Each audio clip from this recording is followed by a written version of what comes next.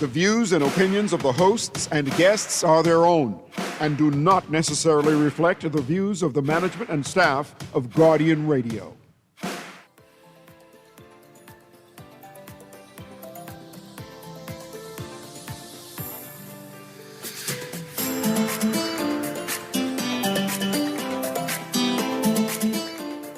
Good morning and welcome back to Guardian Radio 96.9 FM, your station for fresh news, smart talk all day. This is Aaron Green sitting in for CA Newry on Guardian Radio A.M.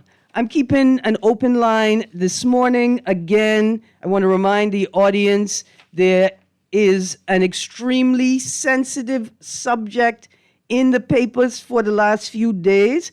Everybody wants to talk about it. I can understand why. I am hesitating to talk about it, first of all, because I just get excited and flustered, and I may slip and say something that is inappropriate to be uttered on the airwaves. I want my audience to exercise patience and caution, and I am advising, let us let a bit more information flow into the public domain. And if you don't believe me when I say that this is a sensitive subject, right? Well, then just pick up the Tribune and read the headline, Walker denies lack of trust in Bahamian government. There's something that he said here, right, that it stuck with me, but for the purpose of another conversation, right? Maybe it was in the Guardian article about Walker's walkthrough at the with BTVI staff, right? But, quote, the Bahamas and the U.S. were working together. I think this is a combined effort, close quotes, he said. Like, when you hear language like that, like, let's pause. Let's pause and see what working together means. The story begins, U.S. Ambassador Herschel Walker denied yesterday that the redaction of a Bahamian politician's name from a U.S. court filing reflected a lack of trust in the Bahamian government. Quote, it is strange because things like that happen. People are so surprised by it, close quotes, he said. Quote, but you know, I think things that just happen and sometimes people just don't understand the reason why. I don't think no one understood the reason why. I have to reread that last part again. I don't think no one understood the reason why, close quotes. I am just impressed by how quickly Mr. Walker has taken on the language of a statesman. You sound like a real politician, sir. Language like that concerns me and tells me, let's just pause for a moment and let some more information enter the public domain. This comment I was looking for is actually in the new BTVI campus story. New BTVI campus could cost $250 million, officials say. There's a point in here where he says that we are family. I want to talk about that, but first let's go to the phone line. Good morning, caller. Hey, good morning, Ms. Green. How you doing? Hi, good, thank you. How you do? Wait a minute, since it's an open line, right? Mm-hmm. Have you noticed, right, for some strange reason, every 6 years, they starting to come up with outbreaks. In 2008, right, we had the Ebola. Mm-hmm. 2014, COVID-19, right? Mm-hmm. 2020, right? Mm-hmm. No, 2020, COVID-19, mm-hmm. right? 2014, the H1N1, right? Mm-hmm. Now, 6 years later, they bring in Ebola again. Hold on, Ebola and the hantavirus. So you won't see a sequence in that for some reason, consistently every 6 years. Okay, I mean, let's talk about the difference between, like they'll say, the difference between cause and correlation. This is slightly different, right?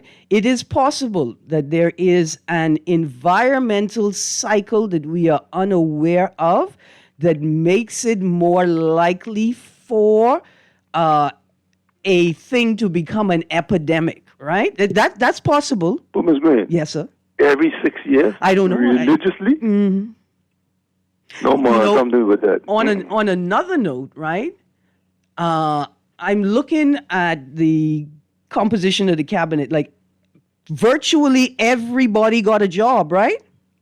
And I'm thinking to myself, Did virtually everybody get a job because virtually nobody wants to not be the competent authority? Ms. Green, you're going to avoid this topic. Every 6 years, something happens. They cooking up something every 6 years. I ain't avoiding it. You just ain't catch the line in the water. That's all. Okay, and the second thing, right? Yeah. Boy, with Herschel Walker, right? Boy, I hope the CYC crew don't come out on this one. Oh, no, they won't. That's totally, and first of all, it's totally inappropriate no matter who the target is. That type of language is unacceptable. Right, that's why I strongly hope they don't come out. Yeah. Because I have a feeling on social media they might come out on this one. Listen, after the pronouncements made immediately following Charlie Kirk's assassination, right, that U.S. officials were calling on American citizens to identify and report any foreigners in the country making fun or being seen or behaving in a way that could be considered as derision, right? We're going to consider removing their status from the country. I think that made a very big impression on Bahamians, and they know who to direct their words at, right? They know who to direct their words at. Plus, y'all don't see Trump say he's considering the potential of possibly assessing whether he should come to the Bahamas for his son's wedding. It can be easy in these kinds of times. Producer, let's go to the caller while I look for this quote. Good morning, caller. How you doing? Hi, good, thank you. How you do? Nice to hear you, because, I told you a long time, you all don't be listening to me. I say, you all better thank God Donald Trump like the Bahamas. You see, we have a lot of people in these social media groups talking about what kind of crap. See, difference between me, that's read, man. I understand reading. That's reading for 50 plus years. Now, my main point is somebody was sending something around on the social media concerning the Philippines, was saying all the politicians and civil servants who get caught in misappropriation their country money will go in the fire and squash. Well, we can't do these same kind of things here. Now, I know treason is there banging on our books, See, when we can do some things to stop the people from doing crap. See, they know they can do all kind of foolishness and they ain't getting to jail. Because we protect one another. If we tried to send them to jail, you see if this country wouldn't be back the car would used to be back in these areas. And one more thing before I go is see, I wasn't a budget. I just hope Michael Halkitis and the final secretary or the financial secretary start paying on this debt. And they can start by paying off $300 million a year. Now, even time that by 5 years. And give me the amount. I can use my calculator right now. I'm taking my call. My calculator don't go that high. Thank you very much. I thought that the national debt would be a priority issue for the next 5 years. It does not seem so. Let's go to the next caller, producer. Good morning, caller. Hey, Aaron, what you say, man? I good.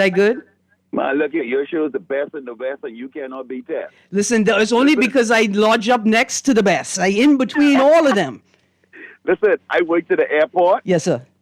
Now, listen, I can't confirm if he on the plane, but a Trump plane just landed about half an hour ago. I can't say he on it now. Yeah. Okay? Because I went to the airport and I saw the plane land just now. Okay. Oh, wow. I just want to I'm let you know. Like I say, let me say it again. I can't confirm if he's on the plane. Yeah. Yeah. Okay. Good day, right, man. See you later, darling. Thank you for that notice. Listen, everybody, on your best behavior, please. On your best behavior, please. Also, so I found a quote, right? In the article, new BTVI campus could cost $250 million, officials say in today's Nassau Guardian. Caller, I come in right now. Quote, because one thing we want to do is make it easy. We are family. So what we have to do is make things easier. Being so close in proximity to the U.S., we want people to know that the U.S. is with you. I think that's one of the things people see, what's happening in Trump's administration. And they just assume things are difficult. But it's really not. Things are very simple, close quotes. Good morning, caller. Hi. I love your show, Aaron. You are one of the best. Thank you. On the radio. If Uncle Trump, that I'd been following before he was president from 1999, is coming to this country, tell him I love him so much. Tell him I'm his biggest supporter all over social media, and we welcome him with open arms because he's great. Okay. Yes, ma'am. Thank you. You're welcome. You're welcome. Okay, so I read that quote just before. Because like she said, because one thing we want to do is make it easy. We're a family. So what we have to do is make things easier. Being so close in proximity to the U.S., we want people to know that the U.S. is with you. I think that's one of the things people see, what's happening in Trump's administration, and they just assume things are difficult, but it's really not. Things are very simple. One of the first agendas that President Trump said is keeping America safe. And people think when I came to the Bahamas, I was just looking to keep America safe. But if I keep America safe, I have to keep Bahamians safe as well. So this goes together, and that's the reason we got a new embassy, and that's the reason we have Education USA. We want people to come, the kids to come, and learn how to make it easier to go to the U.S., close quotes. He continued, quote, technical school is just as important, and some technical schools are more important, close quotes. I like that. I like this, that we're a family. Why? Because we are. Half my family is American. Half. We are a family. Families is row. Let's go to the phone line. Good morning, caller. Ms. Green, how you doing this morning? Hi, good, thank you.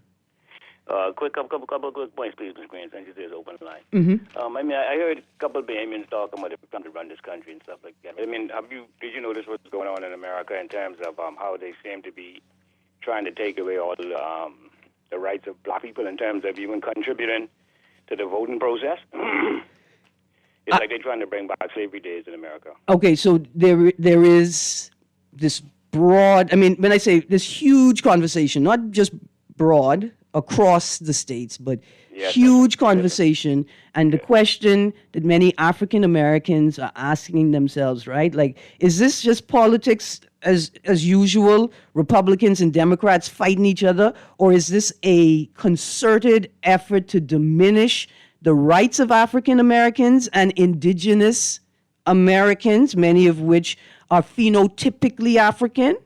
It sure seems that way, Ms. Green. It sure seems that way. Yeah. And but Ms. Green, you were talking about the budget or something.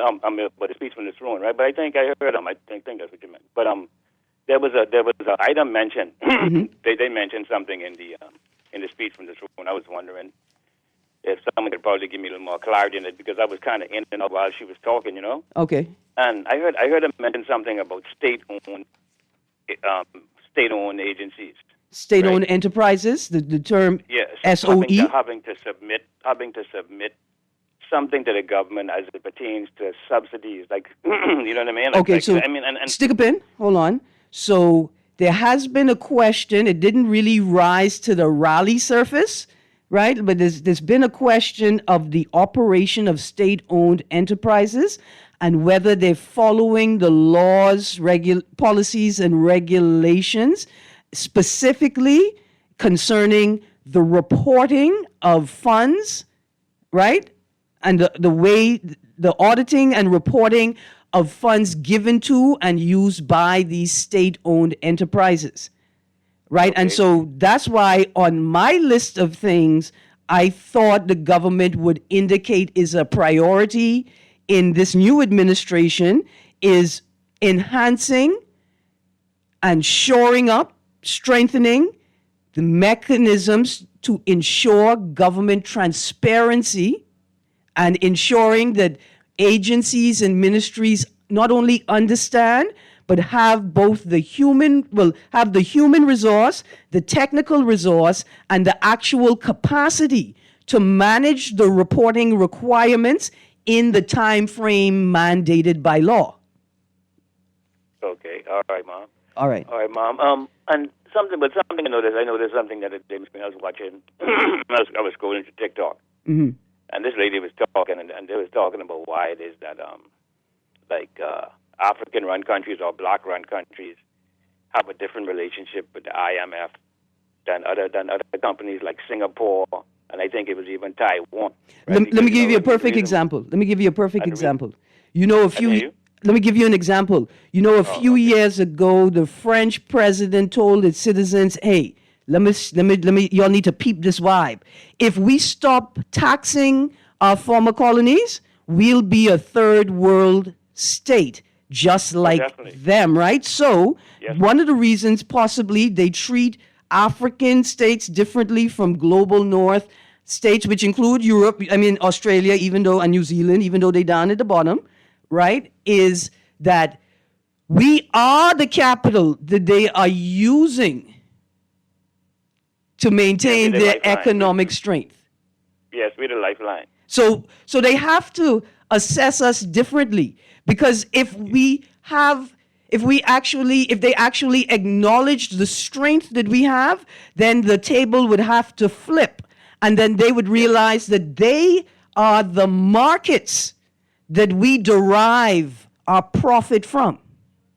Yes, Mom, because the reason why I mentioned that too is because, I haven't heard them talk about it recently, but some time ago they used to talk about how Singapore progressed as a nation. You know what I mean? People here used to use Singapore as an example of what a nation can do and how a nation can improve its situation, right? Mm-hmm. But the thing that we don't understand about that situation is that strategy is that we would have to implement or to use to grow is what the IMF is prohibiting us to do. But in Singapore they can do it, and what that is state-owned industries or state-owned revenue-generating things, right? Mm-hmm. They call that socialist mindset when it comes to us. But when it comes to Singapore, they call it developmental strategy. Mm-hmm. You know what I mean? So it is allowed with them, but for us it's forbidden. So if we want to achieve, right, an economy like Singapore's, for all of those individuals who like to talk about Singapore so much, then we got to renationalize our state-owned revenue-generating agencies. Mm-hmm. All right, people, you can't let these people swindle you out of your essential services, because in my personal opinion, right, they had no right or they were not empowered to do that, and they sought some type of loophole to take away from us our essential services. That's why Telco or them other BP or BEC, they still exist. We still own those things. They could not get rid of the thing itself. So what they did was they take away all the things that made the thing something, all the revenue generating, and left us with the bare thing, with the debt. And what I want to know about that too, Mr. Green, is that if BEC or whatever they want to call it will be still owned, so that a big old debt that it had prior to them privatizing it and doing all the revenue generation, right? How we can get the money to pay that debt off to that thing we still own when other people get all the money from the thing? Listen, I'm not laughing at you, nor am I laughing at the plight of the Bahamian people or future generations of Bahamians that eventually going to have to clarify this quagmire. But I'm understanding what you're saying. I would articulate some of it differently, but I absolutely understand what you're saying. It makes me think of the conversation I think the IMF is trying to have with Dangote, if that's how you Dangote in Nigeria, who has constructed a oil industry, refinery, whatever it takes, right? All internal, right? Nigeria can fuel itself. Nigeria can help to fuel Africa. And now the IMF is telling them, oh, well, we don't know if we could let your fuel into our markets because of this. You're not hitting this standard. You're not hitting that standard. You're not hitting this requirement. And I'm thinking to myself, they will continue to shift the goalposts. Yeah, move the goalposts. They will just continue to move the goalposts. But listen. Yes, ma'am, but see, Ms. Green, that's why we as a people, right, we have to be educated on the things that are important to us, that we should never allow, that should be non-negotiable when politicians take power. And I mean, like I said, but the politicians got us, right, especially in the case of Telco, when they were talking about Telco, some of the Bahamian public, they got us to call for competition on ourselves. Listen, they're good at that. Producer, let's get to the next caller. They're good at that. And I'm very concerned that we are in another conversation we don't understand as well, this digital ID conversation. Good morning, caller. Aaron? Hi, good morning. I think Singapore was not a good example. Okay. In terms of in Singapore, you don't do what you can do. You can't do that kind of stuff in Singapore and get away. Yeah, the culture of law and order and enforcement is different there. In this country, you can get away with anything. Okay, but in Singapore, no. I think We need to get our information correct, because if we don't get our information correct, our perspective is going to be impaired, and our perception is going to be faulty. Yeah. Well, I reiterated so much of what he had to say. I said the last part, let me just let him say what he, let him say it the way he wants to say it. I was shocked at that example, but I think the premise is good. No. Yeah. Yes. No. It's a good premises. Yeah. But, the articulation for a clear perspective, and I still have problems with, 1 week after the election, right? Mm-hmm. These guys finally have the heart to talk about what's wrong. Y'all listen to that, eh? And 60%, right? Mm-hmm. All the constituencies, really, I think it's like 60% or less. Those are like what we call strongholds. Mm-hmm.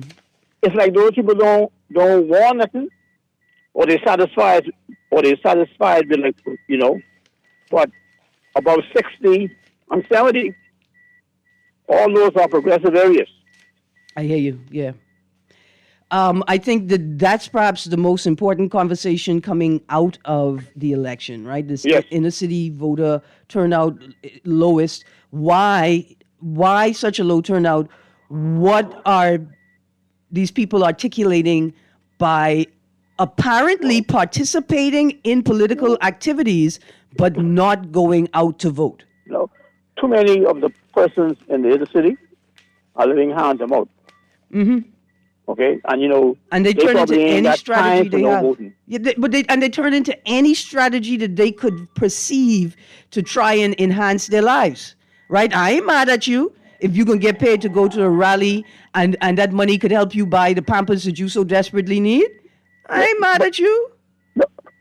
But see, it gives you an idea of what the mindset is. Mm-hmm. And that space between your ears, I don't care how poor you are or how needy. If you don't regard that space between your ears as sacred space, and guys gonna think about this. Politicians, they didn't sell their vote. Think about this though. They didn't sell their vote, right? If I put on party paraphernalia and I go to a rally, or you pay me to go to a rally, right? Mm-hmm. But then after the rally, I take off the paraphernalia and I don't vote for your party, right? I prefer that than you getting paid and then going to vote for them. Sounds almost comical. Because it is. The life is that way, right? Life is that way. There's a humor to it. And remember Goodfellas? When Joe Pesci look at the boy and say, funny how? Funny ha-ha? Or funny interesting? Right? There's a humor to it. All right, so I get the text line. Let's go to the text line before I go back to that quote by Herschel Walker. Good morning, Aaron. Regarding the caller's comment on there possibly being a 6-year cycle with respect to global pandemics, it's gematria, which the elite and movers and shakers use in every decision and action and projection. In the case of these outbreaks, the common denominator is 6. And some other symbols here say, do the math. I can't do the math on the airwaves. And I think for my audience at this point, the most important thing is that just because you don't believe in something, it doesn't mean that others don't believe in it. And just because you don't think something is real doesn't mean that it's actually not real. Let's, another text. No, Brave and Pintard need to take note of a real leader, Donald Trump. No one's rights are getting taken away in America. Black people can still vote. They change in the makeup of some constituencies. We just did that this election. Same thing, or I'm missing something?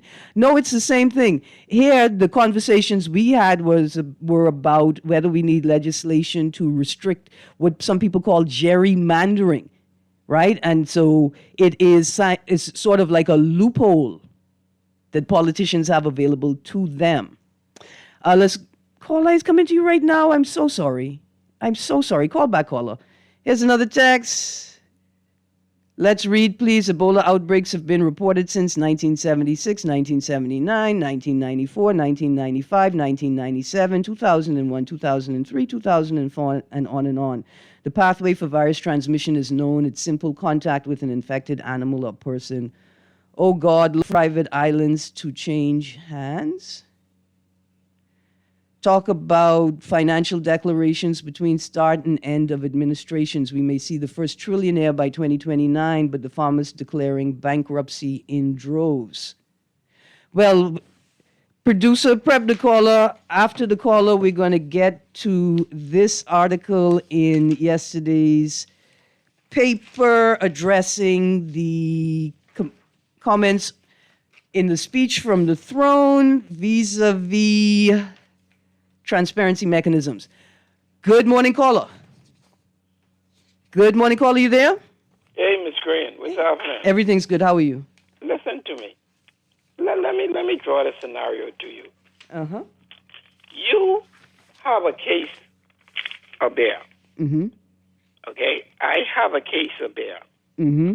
And you invite some people to come by and drink some beers. I invite some people to come by and drink some beers. Mm-hmm.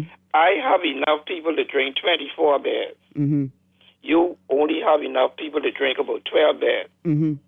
Who in the beer drinking contest? Me or you? Me. How you won?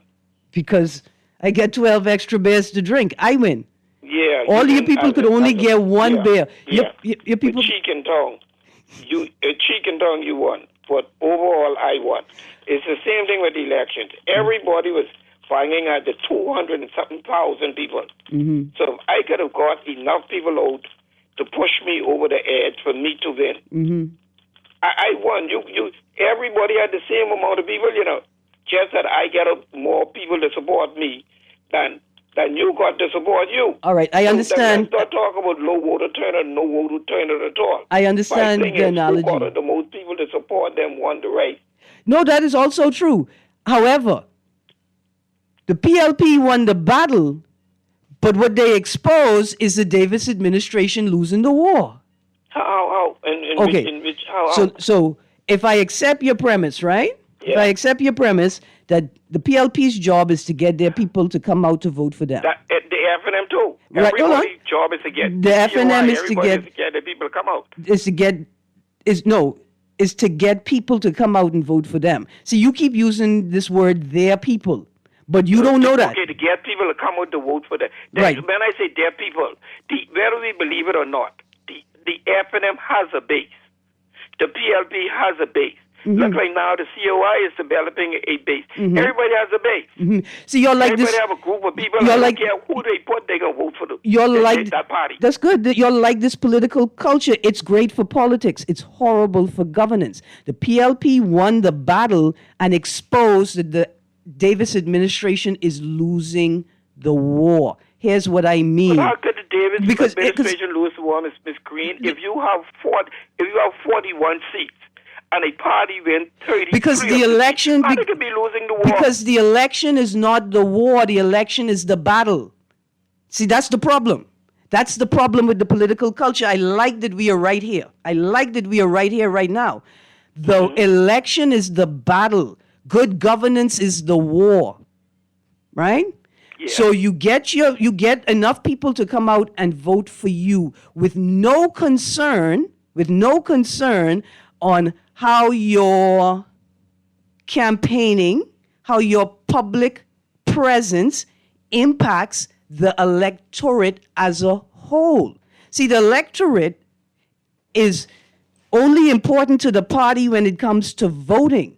They understand that. So while you may get enough people to come out and vote and get your party in power, you have not convinced enough people. Hold on, let me finish the sentence. You have not convinced enough people to participate in the political process to manage a country properly. Ms. Green, I usually don't disagree with you. You're my number one.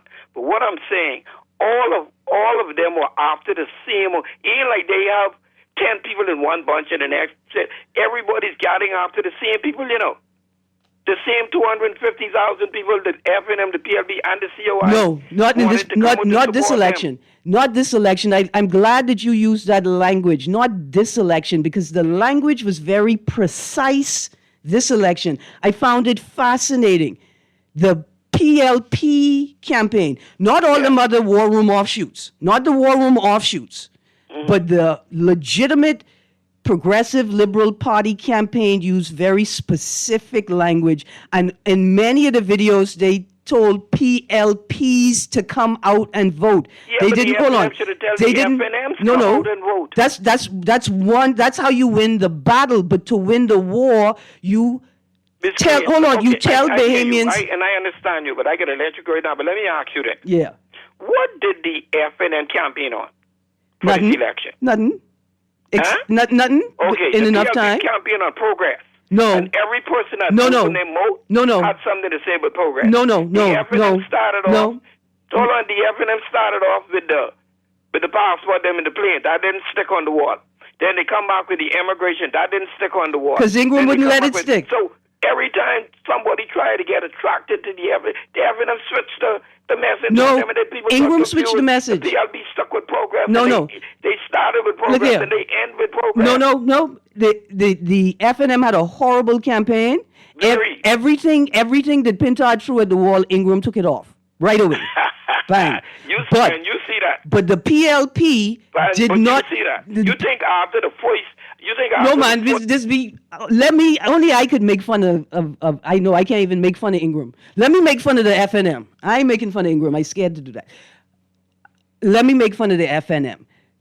When you say the PLP campaign on progress, and producer, let's prep the next caller, let them know they're coming up next. I mean, turn the light red. Caller, coming to you right now.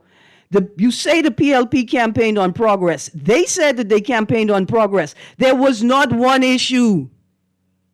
There was not one real issue on the table. They could not speak to any of their programs. Y'all don't even want me. I'm ready to walk through the Golden Yoke program right now, you know. I'm ready to walk through it right now. Good morning, caller. Good morning. Hey, good morning. How you do? First time caller. Good morning. Now, this may or may not add to your point with respect to the last caller and what you've been trying to say. Mm-hmm. I'll use. I think I got the right. Pinewood. Mm-hmm. Is that where Lincoln Bain ran? Say that again. Pinewood. Yeah, that's where Lincoln Bain ran. Right. So I'll use Pinewood as an example. Mm-hmm. I think Lincoln lost by, everything is relative, but by a narrow margin to Rhoda. Yeah. They say about 300 the final count. Yeah. Sorry, how many votes? I think they said at the final count, 300, but I think that Bain has announced an intention to challenge that in the election court. I think he's announced that, yeah. Right, but my point is this. Mm-hmm. My point is this. Hold a second. You get? Okay, my point is this. Lincoln lost by 300 points. But Lincoln's and Denari had close to 900 points. Mm-hmm. So, if you look at it in this way, Lincoln Bain, Denari rule, you put their point total together based on the amount of persons that voted. Mm-hmm. The person who won did not get the majority votes of the persons that voted. Yeah. I got you. You see where I'm going with that? Mm-hmm. Yeah, and that's just to support your point about winning the battle and not the war. Yes, sir. Right. Thank you. Thank you. I can use that as an example as well, right? Because you would say to the public, come vote. You must come vote. And if you choose, vote for me. Not PLPs come out and vote. Right? It's a completely different message. And I think while they had an excellent campaign, particularly compared to the FNM's campaign, it was good for the party, but detrimental to the country. Right? And I mean, that's just my opinion. It's just my opinion. But as we talk about voter apathy, voter numbers trending down, right? We haven't even talked about how the fixed register shifts the culture, right? The voting culture. Because people remember it's time to vote by going to register. A lot of people didn't realize they were on the register. because they thought they had to go and register. They didn't realize they could have just gone and voted. Here's a text. It says, the PLP won the battle, but the country lost the war. Another text, good morning, Elutra Aaron. I pray you continue with the 2-hour show because it's very informative. Well, I appreciate the opportunity to have 2 hours because we could delve into more things, but we're going to see how it work out. I just love being on this platform. I just love being on this platform. Plus, if I get 2 hours all the time, y'all will get sick of me. Okay, so here is the article. Davis administration revives long-delayed FOIA promise. Nassau Tribune, 21st of May. The Davis administration has again promised to fully implement the Freedom of Information Act, reviving a long-delayed transparency pledge after failing to deliver the reform during its first term. Before the 2021 election, the PLP's Blueprint for Change promised to fully enact the reform and introduce several other transparency measures, including an ombudsman bill, a public disclosure act, an anti-corruption act, campaign finance reform, a code of conduct, a whistleblower act, electoral reform, and procurement reform. Only electoral reform and procurement reform were implemented, though concerns about the procurement system persisted. To the earlier caller, that's the conversation about state-owned enterprises, right? It's around whether the state followed to the letter the requirements, the existing law around procurement, the Procurement Act. And I think that's it, and other relevant acts and pieces of legislation. We go into the break. When we get back from the break, I can continue reading that article and a couple of more stories from the news. Also, the people them heckling in the House. This is also a part of the conversation about low voter turnout and voter apathy, electoral culture. You're on Guardian Radio A.M. We'll be right back.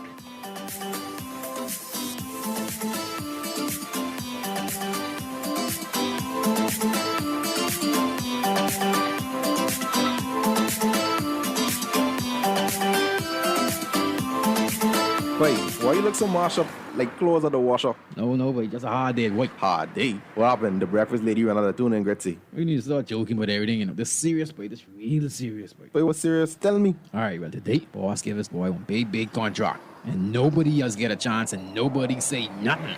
Boy, you know that ain't right. You know government contracts ain't supposed to go that way. Yeah, but nobody's saying nothing. Boss man just tell people to sign the papers. Then he send me to meet his boy downtown and collect this envelope. You need to tell somebody. You need to become a whistleblower. You know I's a real man, but I never blow no whistle. I be drunk all my life and junk, you know. No way. A whistleblower is someone who tells people what they see when they see something wrong happening at work. But I ain't no whistleblower, and I ain't no snitch. I still white there, you know. But ain't nobody can know it's you. All you gotta do is call Crime Stoppers, or you could text them from inside the Crack Crime Bahamas app. They don't ask about you. And your call goes straight through to Miami, so nobody know you is. And if you text, your message get mixed up like Kong Salad. Call 328-8477 from Nassau, or 242-300-8477 from the Family Islands. Just sign in and have a seat, please. They'll call you in for your x-ray shortly. That's why they call it a waiting room. You won't have that problem at Fourth Terrace Diagnostic Center or Imaging at Grosvenor. We never schedule multiple appointments, so you'll be in and out in no time. And if your initial screening reveals a concern, our radiologist can conduct an alternative screening right then and there. Call 328-8157 to schedule an appointment at Fourth Terrace Diagnostic Center or Imaging at Grosvenor today. Love the show? Want to give your support? Become a sponsor today. Call 302-2300 for our rates and packages. That's 302-2300. Become a sponsor on Guardian Radio 96.9 FM. Fresh news, smart talk, all day. For fast, reliable, and impactful printing services, look no further. Let Printmasters bring your masterpiece to life. We stand by our quality products that is second to none. Our affordable pricing and friendly, efficient staff makes Printmasters the ultimate choice for all your printing needs.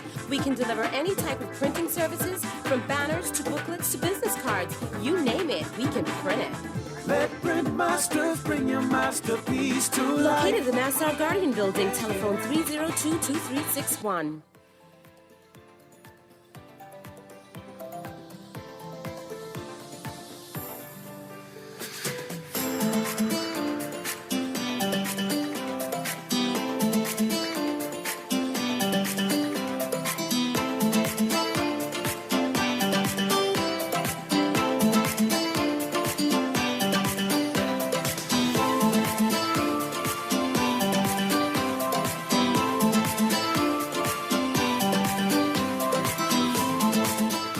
Welcome back to Guardian Radio 96.9 FM. You're on Guardian Radio A.M. and Guardian Radio A.M. is on it.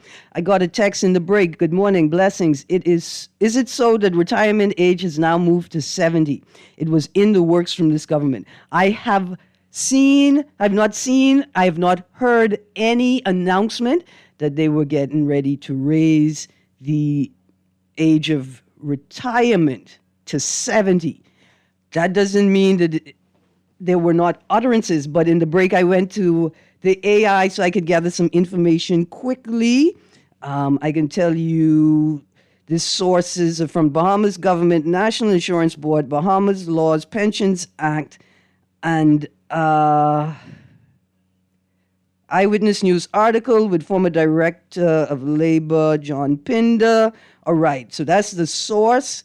The AI use, and some international things, right? It says the mandatory retirement age in the Bahamas is 65 years old for both men and women across the public and private sectors. However, public service employees have their own specific regulations under the Pensions Act, right? The early retirement, you can begin claiming a reduced pension benefit as early as age 60, provided you have at least 50 weeks of paid 500. You have 500 weeks of paid contributions. Regular pension, the full standard pension, is accessible at age 65, also requiring a minimum of 500 paid contributions. Working after 65, individuals receiving their NIB retirement benefit between the ages of 60 and 64 face earning restrictions. However, once you reach age 65, you can continue to work or return to the workforce and collect your pension without any restrictions on your earnings.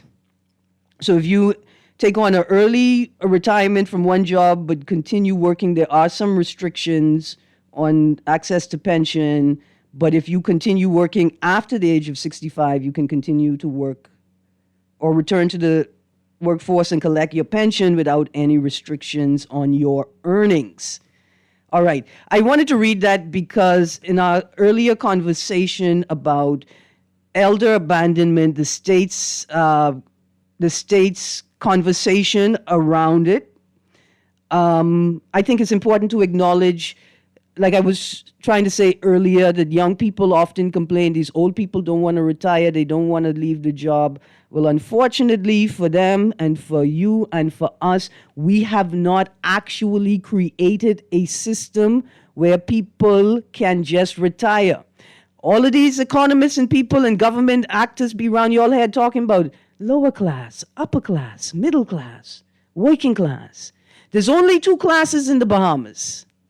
There are the people that have to work to survive, and there are those who don't, right? And if we begin using the correct language, then we could begin to understand why these old people don't move off the job and why they don't put their car keys down. Because if you don't have your own mobility, you lose access to money and money-making opportunities. And if you leave the job, if you leave working life, you become invisible. And I think that's one of the greatest risks for aging populations, for aging people, is the risk that because of the lack of structure and systems in their communities and country, as soon as they could no longer drive or they are perceived to no longer have a degree of authority or power, they become invisible, right?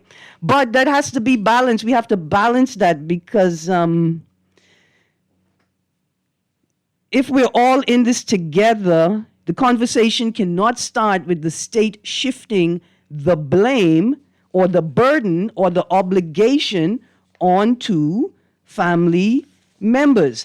Let me just close this segment out by continuing to read the article from the Cato News. I think it's Curacao. PAHO launches new policy briefs to strengthen long-term care in Caribbean. Right? We pick it up here, quote, while care needs can arise at any age, they become more common as people grow older. Patricia Marsh, PAHO's regional advisor on healthy aging, said.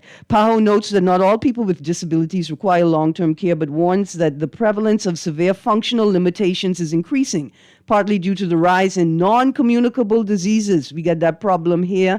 That's where you have limbs amputated or your mobility is severely restricted because of your health conditions. Producer, let's prep that caller.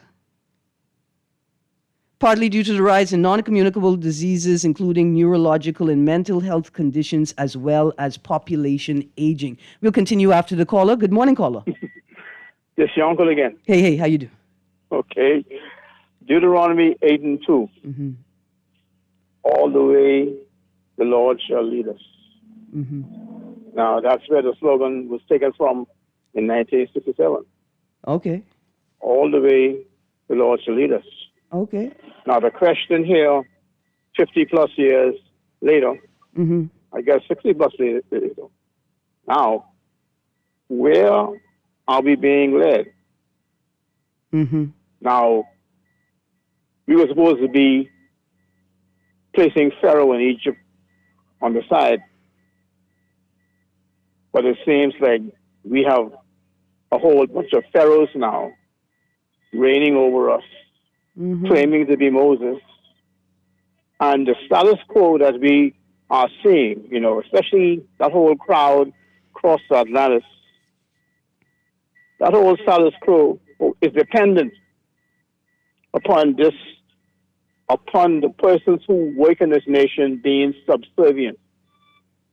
And like you mentioned, we got two persons, those who have to work and those who don't have to work. Mm-hmm. And the biggest issue we got is those who don't have to work, they are very dependent on the public treasury. You know, that's the whole irony of it now. Now, just suppose, right, all this money we've been spending over the years on contracts and stuff, right? Mm-hmm. What if that was spent on infrastructure? You're talking too much sense, Uncle. You're talking too much sense.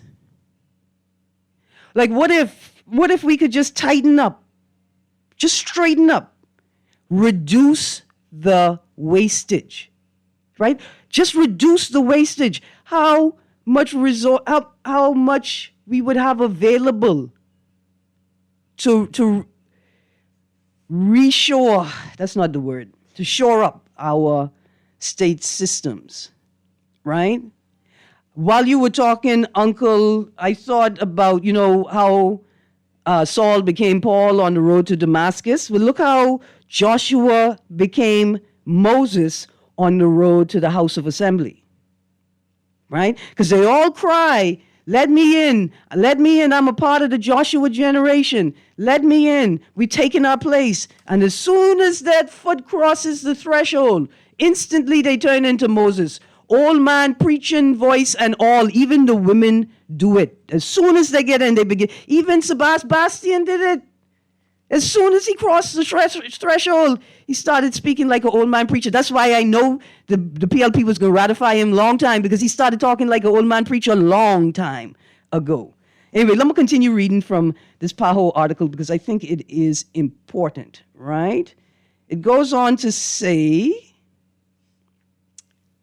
in the region, nearly 70% of long-term care is provided by women in the family, often without pay or adequate support. This is why we have to have a conversation about how much of the burden will be shifted onto families, understanding that women tend to take up 70% of the work, whether they get paid or not. This places a significant burden on them and highlights persistent gender inequalities.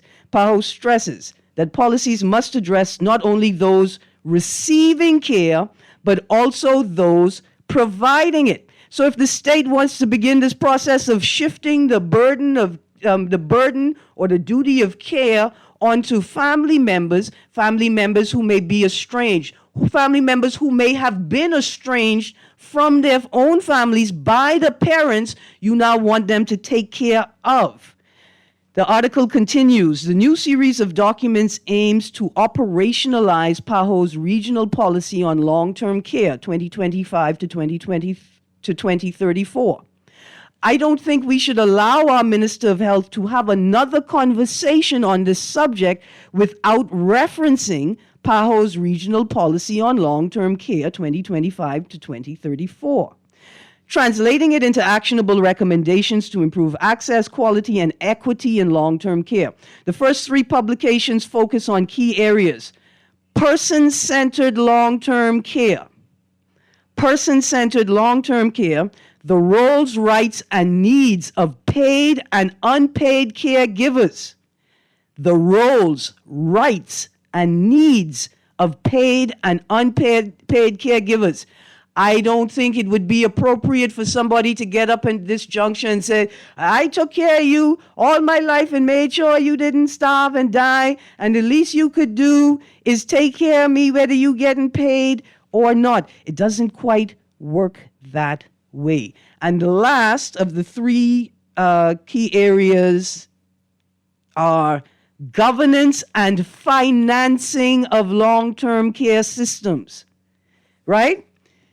You are sending people to homes that do not have long-term care systems. And I think we are getting to the root of the problem that concerns the Minister of Health and Wellness. You telling us that the state cannot handle these people. Their residency and long-term occupancy in the hospital limits the number of beds available for new patients, right? Do you know how much a hospital bed costs? How is somebody on working minimum wage, single parent, working minimum wage, possibly receiving child support, which is just the minimum of what anybody needs to raise a whole human? How are they going to afford to put the long-term care system in their home so that when the law comes to ensure that they are meeting the standard for this long-term care, they don't get locked up? This is a very broad and very important conversation. 70 gang. Now's the time to ride with your seatbelts on, with your glasses on, no cell phone in your hand, following the laws of the road, moving to one lane. Like if you doing 7 in one lane and the person next to you doing 7, get in the lane with them. Y'all could be friends. Y'all could have a good time in that lane together. But it's time to ride. Organize yourselves. This is your conversation. It could be my conversation too. Don't let me take the lead, because I riding to old age and beyond. This has been Guardian Radio A.M. with CA Newry. This is Aaron Green sitting in for Mr. CA. You guys have a great day.